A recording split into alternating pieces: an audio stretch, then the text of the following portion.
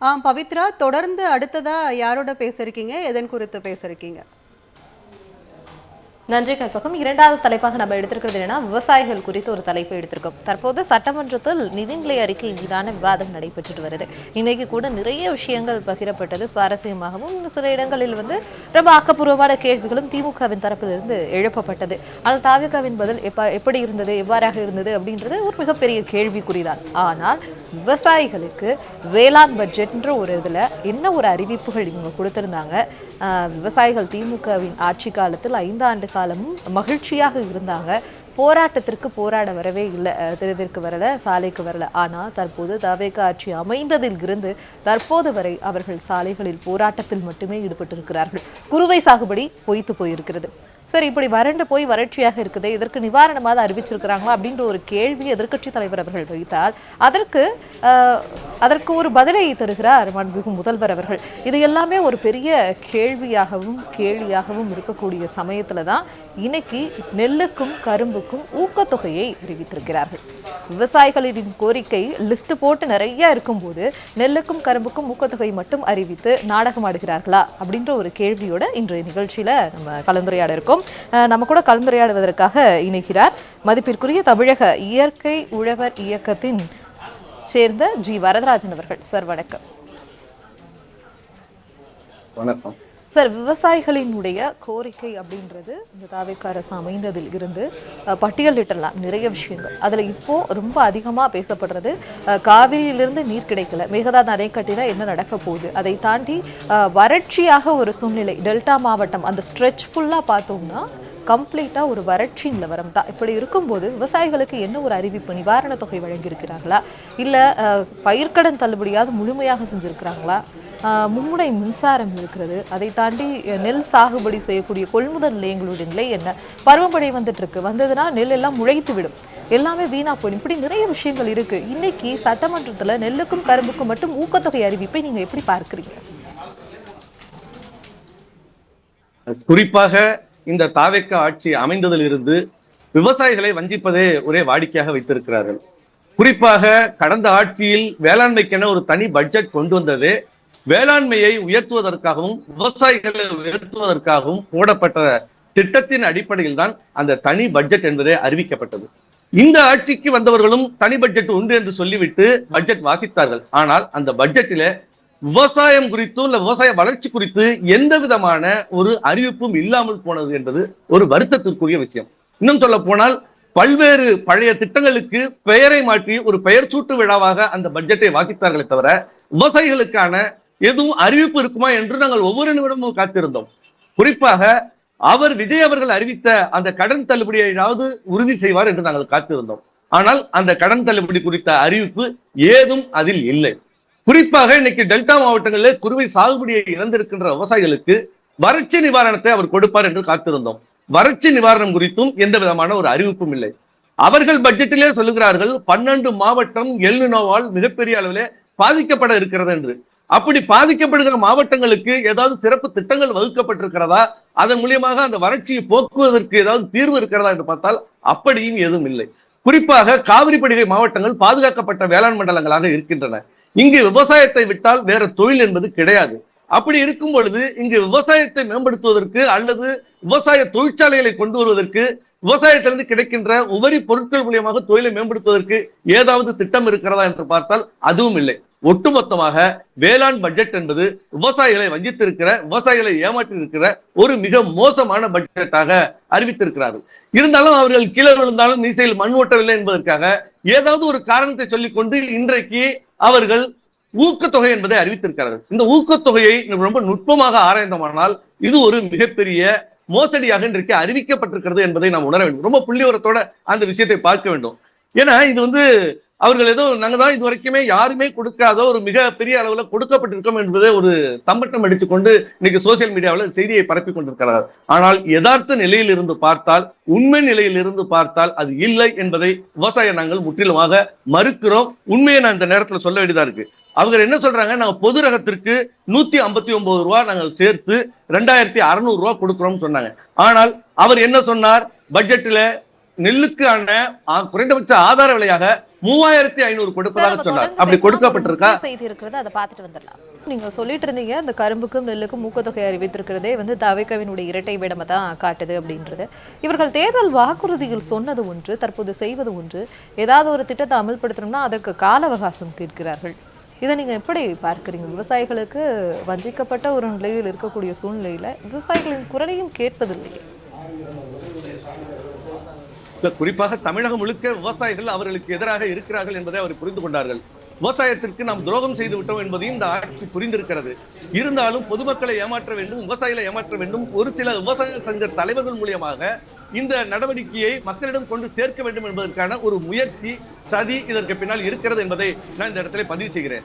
ஒரு சில விவசாய சங்க தலைவர்கள் தனக்கு லாபம் கிடைக்க வேண்டும் என்பதற்காக அல்லது அரசோடு நாம் இணக்கமாக இருக்க வேண்டும் என்பதற்காக பேச்சுவார்த்தை என்ற பெயரில் அவர்களாக பேசிவிட்டு வெளியில் வந்து அரசுக்கு ஒரு வக்காலத்து வாங்குகின்ற நிலைமை என்பது இருக்கிறது. இது முற்றிலுமாக தமிழகம் முழுக்க இருக்கிற விவசாயிகள் இன்றைக்கு நேற்று கண்டித்திருக்கிறார்கள்.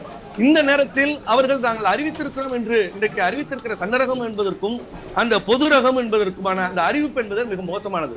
பொதுவாக விவசாயிகள் பொது ரகத்தை தான் அதிகமாக விவசாயம் செய்வார்கள். 90% விவசாயிகள் பொது ரகத்தை தான் விவசாயம் செய்வார்கள். சன்னரகம் என்பது ஒரு சின்ன கிட்டத்தட்ட பண்ணீங்கன்னா ஒரு 10% குறைவானவர்கள் மட்டும்தான் அது விவசாயம் செய்வாங்க. ஆனா சன்னரகத்திற்கு 289 என்றும் பொது ரகத்திற்கு 159 என்றும் அறிவித்திருப்பதன் பின்னாடி இருக்கிற அரசியலை பார்த்தீங்கன்னா ஒரு மோசடி என்பது உங்களுக்கு புரியும். ஏன்னா இந்த வருஷம் கொள்முதல் விலையை எப்பயுமே கொள்முதல் விலையை மத்திய அரசு தான் அறிவிக்கும். அப்படி மத்திய அரசு அறிவித்த அந்த விலையோடு இவர்கள் கூட்டி இன்றைக்கு பாத்தீங்கன்னா இவர்கள் வந்து சாதாரண ரகத்திற்கு தாவேக அரசு இந்த வருடம் கொடுத்திருப்பது பார்த்தீங்கன்னா வெறும் 28 ரூபாய் என்பதுதான் அந்த புள்ளி உரத்தின்படி தெரியும். நீங்க கடந்த ஆட்சியில பாத்தீங்கன்னா சாதாரண ரகத்துக்கு 156 ரூபாய் பணம் கொடுத்திருக்காங்க. இந்த வருடம் பாத்தீங்கன்னா வெறும் 28 ரூபாய் தான் கொடுத்திருக்காங்க. இது ரெண்டுத்தையும் கூட்டி பாத்தீங்கன்னா இந்த 2600 என்பது வரும். இந்த மோசடியை வெளியில சொல்லாம மத்திய அரசு குறைந்தபட்ச ஆதார விலையை அறிவித்திருப்பதை வெளியில் காட்டாமல் என்னமோ இவர்கள் அறிவித்த மாதிரியான ஒரு அறிவிப்பை வெளியிட்டு இன்றைக்கு அவர்கள் அறிவித்திருக்கிறார்கள். இது உண்மையிலே ஏற்றுக்கொள்ளப்படாது. ஏன்னா இந்த வருடம் பாத்தீங்கன்னா குறுவை சாகுபடியாக முற்றிலுமாக விவசாயிகள் இழந்திருக்கிறோம். சம்பா பருவம் இருக்குமா இல்லையா என்பது ஒரு மிகப்பெரிய கேள்விக்குள்ளாக்கப்பட்டிருக்கிறது. அப்படி சம்பா பருவம் தொடங்கப்பட்டால் அதுக்கு கிட்டத்தட்ட பாத்தீங்கன்னா ஒரு 19,000 கோடி இன்னைக்கு விவசாய கடன் கொடுக்கப்பட வேண்டும். ஆனால் ஏற்கனவே அவர்கள் கடனை தள்ளுபடி செய்யாமல் இருக்கிற போது அந்த கடனை கேட்டு இன்னைக்கு கூட்டுறவு வங்கிகளில் இன்னைக்கு நெருக்கடி கொடுத்துக் கொண்டிருக்கிறார்கள். விவசாயிகள் கட்ட முடியாத ஒரு சூழலை இன்னைக்கு தவித்துக் கொண்டிருக்கிறார்கள். அதனால் புதிய கடனை இந்த வருடம் விவசாயிகளுக்கு கொடுக்கப்படவில்லை. இதையெல்லாம் அவர்கள் மறைத்துக் கொண்டிருக்கிறார்கள். அதே போல விதை கொடுக்க வேண்டும். அவர்களுக்கு விவசாயம் குறித்தான போதிய புரிதலும் இல்லை என்பதை நம்ம இந்த நேரத்துல ஒத்துக்கணும். ஏன்னா அவர் சட்டசபையில என்ன சொல்றாங்க, புரிதல் இல்லைன்றதை நீங்க சொல்றீங்க இல்லையா? அப்ப விவசாயிகள் கூட இருதரப்பு பேச்சுவார்த்தை நடத்தலாம் இல்லையா? அந்த கோரிக்கை உங்கள் தரப்பிலிருந்து வைக்கப்பட்டிருக்கிறதா? கண்டிப்பாக விவசாயிகள் கூட பேச வேண்டும் என்று நாங்கள் தொடர்ந்து அழுத்தம் கொடுக்கிறோம். தமிழகத்தில் கிட்டத்தட்ட பல்வேறு விளைபொருட்களை செய்யக்கூடிய விவசாயிகள் இருக்கிறார்கள். ஆனால் அவர்களோடு இந்த அரசு பேச்சுவார்த்தை நடத்த மறுக்கிறது. ஏனென்று தெரியவில்லை. அதே போல அரசியல் கட்சிகளும் எதிர்கட்சிகளோடு கலந்து பேசி குறிப்பாக மேகதாது அணைக்கு காவிரி பிரச்சனைக்கு முடிவெடுங்கள் என்கிறார்கள். சொந்த மாநிலத்தில் இருக்கிற எதிர்கட்சிகளோடு பேச மறுக்கின்ற இந்த அரசு நான் கர்நாடகாவில் போய் நான் சிவகுமாரோடு பேசுகிறேன் என்று முயற்சி எடுக்கிறது. இங்கு இருக்கின்ற விவசாயிகளோடு பேச மறுக்கிறது. பேசினால் மத்திய அரசின் மீதான கோபம் இவர்களுக்கு வந்து விடுமோ என்று அஞ்சுகிறார்கள். இந்த அச்சம் தான் இன்னைக்கு விவசாயிகளை மிகப்பெரிய அளவில் பழிப்பீடத்தில் நிறுத்தி இருக்கிறது என்பதுதான் யதார்த்தமான உண்மை. இது இப்ப யாரு இப்ப சாகிறது பாத்தீங்கன்னா இவர்களுடைய நெருக்கடிக்கு இவருடைய அரசியலுக்கு இன்றைக்கு விவசாயிகளை இன்னைக்கு நெருக்கடிக்கு ஆளாக்குகிறார்கள். சட்டசபையில தவறான புள்ளி விவரங்களை முதலமைச்சரே வழங்குகிறார். குறிப்பா பாத்தீங்கன்னா அவர் எந்தவித தள்ளுபடியும் குறுவை தொகுப்பு கொடுத்தத பெரிய திட்டம் சொல்றாரு. அது வந்து விவசாயத்திற்கு கொடுக்கப்படுகிற ஒரு ஊக்க நிலை, ஊக்கத்தை விவசாயத்தை வந்து ஊக்கப்படுத்துவதற்கான நிலை. ஆனா அதை வந்து நம்ம தள்ளுபடி செய்தது மாதிரியான அறிவிக்கிறார். உடனே எதிர்கட்சி தலைவர் எழுந்து அவர்கள் வறட்சி நிவாரணம் கேட்கிறார்கள் அப்படின்னு அவர் அறிவித்த பிறகுதான் அந்த சிந்தனை அவருக்கு புரியுது. இப்படிப்பட்ட ஒரு முதலமைச்சரை வைத்துக் கொண்டு நாங்கள் எதை பேசுவது என்பதுதான் புரியல. இன்னைக்கு விவசாயிகளோடு பேச மறுக்கிறார், அனைத்து கட்சிகளோடு பேச மறுக்கிறார். விவசாயத்தை பத்தி புரிந்து கொள்ள கூட அவருக்கு அந்த போதிய விவரங்கள் இல்லை. அவரோடு இருப்பவர்களுக்கும் அந்த விவரம் இல்லை. விவசாய சங்க தலைவர்களோடு நீங்கள் பேசி ஒரு முடிவுக்கு வாருங்கள் என்கிற போது குறிப்பிட்ட சில நபர்களை கையில் வைத்துக் கொண்டு அவர்களோடு ரகசிய பேச்சுவார்த்தை நடத்தி அவர்களை விட்டு அறிவிக்க சொல்கிறார்கள். அரசு இன்னும் குறைஞ்ச நாள்ல உங்களுக்கு அறிவிச்சிடும் அப்படின்னு அரசின் சார்பாக அரசின் கருத்தை அவர்கள் வந்து இன்னைக்கு வெளியில சொல்றாங்க. அதை நாங்கள் இன்னைக்கு வன்மையாக கண்டிக்கிறோம். உண்மையிலேயே இந்த அரசு விவசாயிகளை பாதுகாக்க வேண்டுமானால் உடனடியாக கடன் தள்ளுபடியை உடனடியாக அறிவிக்கப்பட வேண்டும். இவர்கள் பாத்தீங்கன்னா இந்த மின்சார கட்டணத்துல 500 யூனிட்னு சொல்லிட்டு 200 யூனிட்னு எப்படி அவர்கள் ஒரு பெரிய நாடகம் ஆடினார்களோ அதே நாடகத்தை தான் இன்னைக்கு வந்து இந்த ஊக்கத்தொகை கொடுக்கறதே இன்னைக்கு இது பண்ணியிருக்கிறாங்க. அது மாதிரி கடன் தள்ளுபடியில ஒரு பெரிய நாடகம், நெல்லுக்கு ஆதார விலையில ஒரு பெரிய நாடகம், கரும்புக்கு அதே மாதிரி ஆதார விலை கொடுக்கல, விதைப்பு கால நிதி உதவின்னு சொல்லி ஒரு 15,000 ரூபாய் தரேன்னு சொன்னாங்க, அதுவும் கொடுக்கப்படல. அப்ப இதெல்லாம் கொடுக்காத போது நாங்கள் இன்னைக்கு சன்ன ரகத்துக்கு ஊக்கத்தொகை தர்றோம், பொது ரகத்துக்கு ஊக்கத்தொகை தரோம்னு சொல்லிட்டு விவசாயிகளை வயிற்றில் அடித்துக் கொண்டிருக்கிறார்கள். இங்கு ஏற்கனவே குறுவை சாகுபடியில் போர்வெல் மூலியமாக விவசாயம் செய்து இருக்கிற நெல்லை இன்றைக்கு கொள்முதல் நிலையங்களுக்கு கொண்டு போய் வைப்பதற்கான ஏற்பாடு இல்லாமல் பல இடங்களில் இன்னைக்கு கிடந்து கொண்டிருக்கின்றன. மழை வந்தால் அத்தனையும் நினைந்து போகின்ற ஒரு சூழல் இருந்து கொண்டிருக்கிறது. அப்ப அந்த நெல்லை பாதுகாப்பதற்கு கூட அடிப்படை கட்டமைப்புக்கான அறிவிப்புகள் எதுவும் இல்லாமல் இன்னமும் தார்பாய் கொடுப்பதும் வாழை மரத்துக்கு முட்டு கொடுப்பதற்கான அறிவிப்புகளாக இவர்கள் அறிவித்துக் கொண்டிருக்கிறார்கள். இது விவசாயியை ஏமாற்றுகிற செயல் என்பதுதான் நாங்கள் இந்த நேரத்தில் பதிவு செய்கிறோம். சார், விவசாயிகளுடைய வேதனை எல்லாத்தையுமே நீங்க பட்டியலிட்டு இப்ப சொல்லியிருக்கீங்க. இதை பார்த்தால் கூட தமிழக அரசு சில பரிசீலனைகள் எடுத்துக்கொள்ளலாம். ஆனால் தற்போது இன்னொரு விஷயம் என்ன இருக்கிறதுனா, கடந்த ஒரு வாரத்துல வந்து சர்க்கரையின் விலை 7 ரூபாய் கிலோவுக்கு உயர்ந்திருக்கு, அரிசியின் விலை ஏற்கனவே உயர்ந்திருக்கு. இப்படி இருக்கும்போது உணவு பகுதியில் ஃபுட் இன்ஃப்ளேஷன் அப்படின்ற ஒரு விஷயம் ஆரம்பிச்சிருக்கிறதா சொல்றாங்க. இந்த நிலை நீடித்தால் மக்களினுடைய வாழ்வில் இந்த விவசாயத்தினுடைய பங்கு அப்படின்றதா பெரும் பங்கு. இது எவ்வளோ ஒரு பெரிய பாதிப்பை ஏற்படுத்த இருக்கு. ஏன்னா ஒன்று தொட்டா இன்னொன்று அப்படியே செயின் லிங்க்ல தான் இங்கே பாதிப்பு ஏற்படும். அப்படி இருக்கும்போது விவசாயத்தில் இவ்வளோ ஒரு பெரிய பாதிப்புனா தற்போது தமிழ்நாட்டின் விவசாயத்தின் நிலை என்னவாக இருக்குது? கண்டிப்பாக ஒரு சரியான கேள்வி சொன்னீங்க. நீங்க சர்க்கரையின் விலை உயர்ந்திருக்கிறதாக சொன்னீங்க. இன்னைக்கு அரிசியின் விலை கிலோவுக்கு 20 ரூபாய் இன்றைய நிலைமைக்கு உயர்ந்திருக்கிறது. இந்த வருஷம் குறுவை சாகுபடி என்பது முற்றிலுமாக பொய்த்து போயிருக்கிறது. சம்பா சாகுபடி பொய்த்து விடுமோ என்கின்ற அச்சத்தில் இருந்திருக்கோம். இன்னும் பார்த்தோன்னா அரிசியின் விலை மிகப்பெரிய அளவில் உயர்வதற்கான ஒரு பெரிய வாய்ப்பு இருக்கு. இதை கட்டுப்படுத்துவதற்கு இந்த அரசு இன்றைக்கு தவறி இருக்கிறது. அப்ப இன்னைக்கு இதையெல்லாம் பாதுகாக்காமல் இன்றைக்கு இந்த வறட்சியில எல்நினோவால் ஒரு பெரிய பாதிப்பு ஏற்பட்டுச்சுன்னா தமிழ்நாட்டுல உணவு உற்பத்தியில மிகப்பெரிய கண்ணாக இருப்பது பாத்தீங்கன்னா இங்க நம்மளுடைய தஞ்சை மாவட்டம் தான். நெற்களஞ்சியமாக இருக்கிற தஞ்சை மாவட்டம் தான் 40% உணவை வந்து இந்த தமிழகத்தில் கொடுத்து கொண்டிருக்கிறது. அப்ப இந்த தமிழகத்துல உணவு மிகப்பெரிய பாதிப்புக்கு ஏற்பட்டுச்சுன்னா ஒரு மிகப்பெரிய நெருக்கடியை தமிழகம் சந்திக்க வேண்டிய நிலைமை ஏற்படும். இதுல வெறும் உணவு உற்பத்தி மட்டுமல்ல, இந்த உணவு உற்பத்தியை நம்பி கிட்டத்தட்ட 15 லட்சம் தொழிலாளர்கள், விவசாய தொழிலாளர்கள் இங்க இருக்கிறார்கள். அவர்கள் வேலையிலிருந்து இன்னைக்கு ஒரு மிகப்பெரிய அளவில் இன்னைக்கு நெருக்கடிக்கு இன்னைக்கு ஆளாகி இருக்கிறார்கள். இப்ப அவர்களுக்கு மாற்று ஏற்பாடுன்னா அவர்களுக்கு என்ன நிவாரணம் என்று பாத்தீங்கன்னா அது குறித்தாலும் இன்றைக்கு பேச்சே இல்லை. அப்ப அவர்களுடைய வறுமையும் சேர்ந்து கொள்ளுகிற போது, அரிசி விலைகள் உயர்கிற போது, உணவு தானியங்கள் விலை உயர்கிற போது ஒரு நெருக்கடியான ஒரு நிலைக்கு தமிழகம் வர வேண்டிய சூழல் வரும். அப்போதைக்கு என்ன செய்வாங்க, வெளிநாட்டில இருந்து வெளி மாநிலங்கள்ல இருந்து இறக்குமதி செய்வதற்காக மிகப்பெரிய அளவில் நிதி உதவி வந்து செய்வாங்க. இன்னைக்கு நிதிகளை இறக்குவாங்க.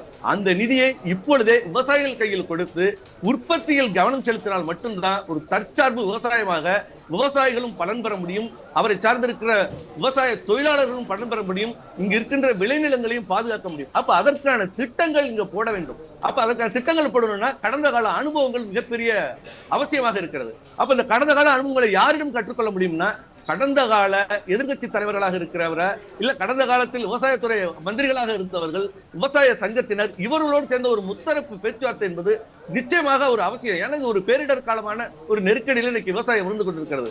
ஆனால் இந்த அரசு அது குறித்து எந்தவித பார்வை மட்டும் இருப்பது, இன்னும் சொல்ல போனால் அது என்ன எப்படி சொல்றதே தெரியல, அந்த அளவிற்கு விழியின் பார்வையே இல்லாத ஒரு சூழல்ல இருக்கிற மாதிரி இந்த அரசு இருக்குது.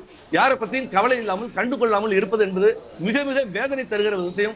இந்த நிலை தொடர்ந்தால் தமிழகத்திலே விவசாயம் இந்த வருடம் மிகப்பெரிய பேரிடருக்கு ஆளாகும்.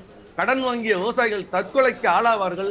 ஏழை எளிய மக்கள் பட்டினி சாவுக்கு தள்ளப்படுவார்கள் என்பதுதான் யதார்த்தமான உண்மை. அரசு விழித்து கொண்டு அதிலிருந்து திட்டங்களை தீட்டி இந்த மக்களை பாதுகாக்க வேண்டும் என்பதுதான் எங்களுடைய கோரிக்கையாக வைக்கிறோம். விவசாயிகளின் கோரிக்கைகளை கேட்காவிட்டால் இந்த நிலை நீடித்தால் ஃபுட் இன்ஃப்ளேஷன் அப்படின்றது விலையேற்றமாக மாறி மக்கள் தலையில் விழுந்து ஒட்டுமொத்த மக்களின் இயல்பு வாழ்க்கையும் பாதிக்கப்படும். தமிழ்நாட்டிற்கும் விவசாயத்திற்கும் ஒரு பேரிடராக மாறும்.